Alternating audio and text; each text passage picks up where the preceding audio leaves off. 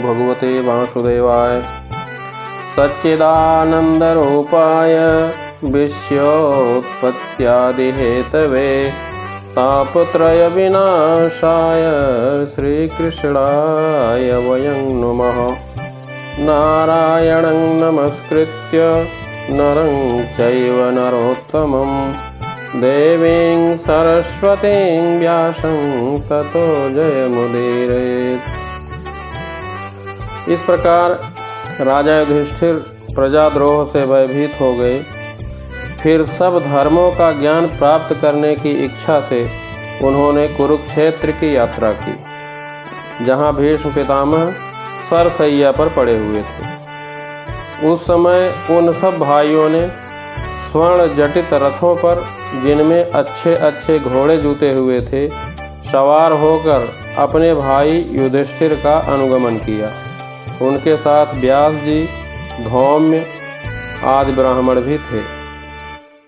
अर्जुन के साथ भगवान श्री कृष्ण भी रथ पर चढ़कर चले।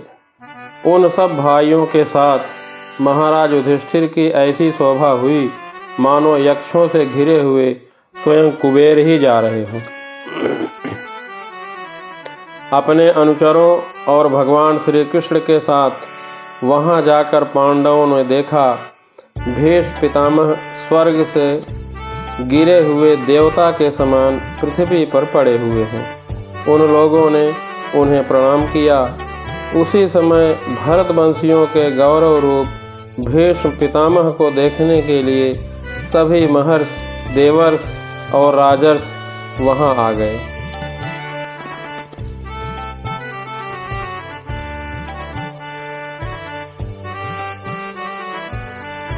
भीष्म पितामह धर्म को और देश काल के विभाग को, कहाँ किस समय क्या करना चाहिए, इस बात को जानते थे।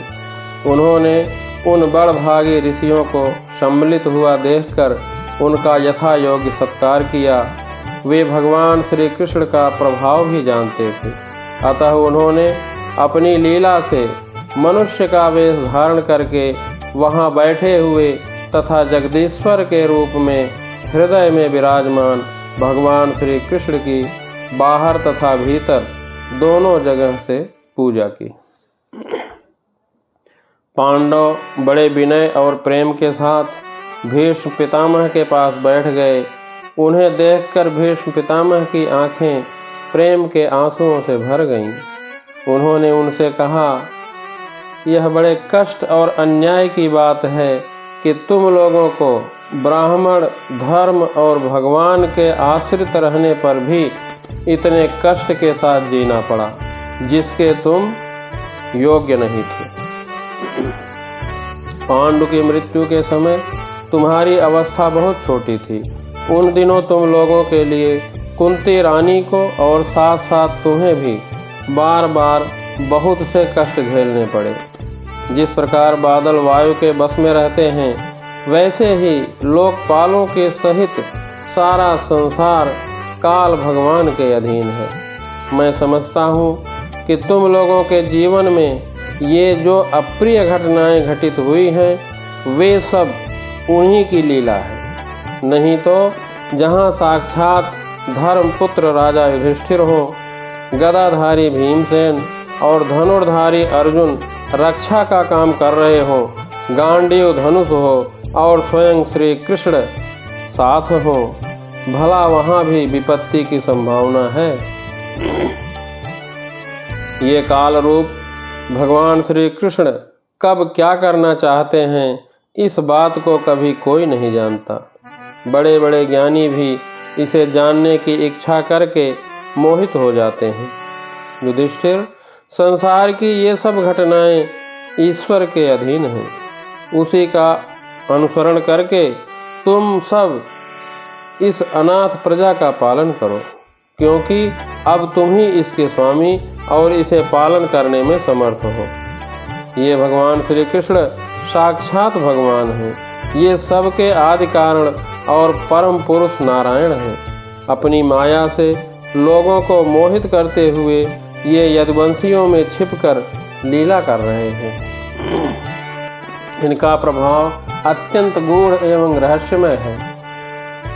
उसे भगवान शंकर, देवर्षि नारद और स्वयं भगवान कपिल ही जानते हैं, जिन्हें तुम अपना ममेरा भाई, प्रिय मित्र और सबसे बड़ा हितु मानते हो, तथा जिन्हें तुमने प्रेमवश अपना मंत्री, दूत और सारथी तक बनाने में संकोच नहीं किया है, वे स्वयं परमात्मा हैं।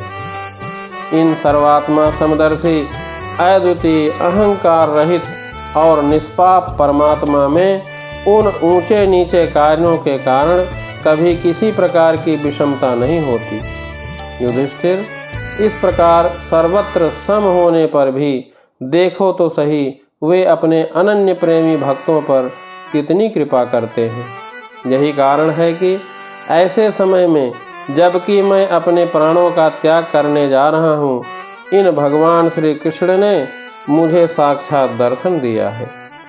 भगवत परायण योगी पुरुष भक्ति भाव से इनमें अपना मन लगाकर और वाणी से इनके नाम का कीर्तन करते हुए शरीर का त्याग करते हैं और कामनाओं से तथा कर्म के बंधन से छूट जाते हैं। वे ही देवदेव भगवान अपने प्रसन्न हास्य और रक्त कमल के समान अरुण नेत्रों से उल्लसित मुख वाले चतुर्भुज रूप से, जिसका और लोगों को केवल ध्यान में दर्शन होता है, तब तक यहीं स्थित रहकर प्रतीक्षा करें, जब तक मैं इस शरीर का त्याग न कर दूं। युधिष्ठिर ने उनकी यह बात सुनकर सरसैया पर सोए हुए भीष्म पितामह से बहुत से ऋषियों के सामने ही नाना प्रकार के धर्मों के संबंध में अनेकों रहस्य पूछे। तब तत्ववेता भीष्म पितामह ने वर्ण और आश्रम के अनुसार पुरुष के स्वाभाविक धर्म और वैराग्य तथा राग के कारण विभिन्न रूप से बतलाए। निवृत्ति और प्रवृत्ति रूप द्विविध धर्म, दान धर्म, राजधर्म, मोक्ष धर्म, स्त्री धर्म और भगवत धर्म, इन सब का अलग अलग संक्षेप और विस्तार से वर्णन किया। इनके साथ ही धर्म, अर्थ, काम और मोक्ष, इन चारों पुरुषार्थों का तथा इनकी प्राप्ति के साधनों का अनेकों उपाख्यान और इतिहास सुनाते हुए विभागशः वर्णन किया। भीष्म पितामह इस प्रकार धर्म का प्रवचन कर ही रहे थे कि वह उत्तरायण का समय आ पहुंचा, जिसे मृत्यु को अपने अधीन रखने वाले भगवत परायण योगी लोग चाहा करते हैं। उस समय हजारों रथियों के नेता भीष्म पितामह ने वाणी का संयम करके मन को सब ओर से हटाकर अपने सामने स्थित आदि पुरुष भगवान श्री कृष्ण में लगा दिया। भगवान श्री कृष्ण के सुंदर चतुर्भुज विग्रह पर उस समय पीताम्बर फहरा रहा था। भीष्म जी की आंखें उसी पर एकटक लग गईं।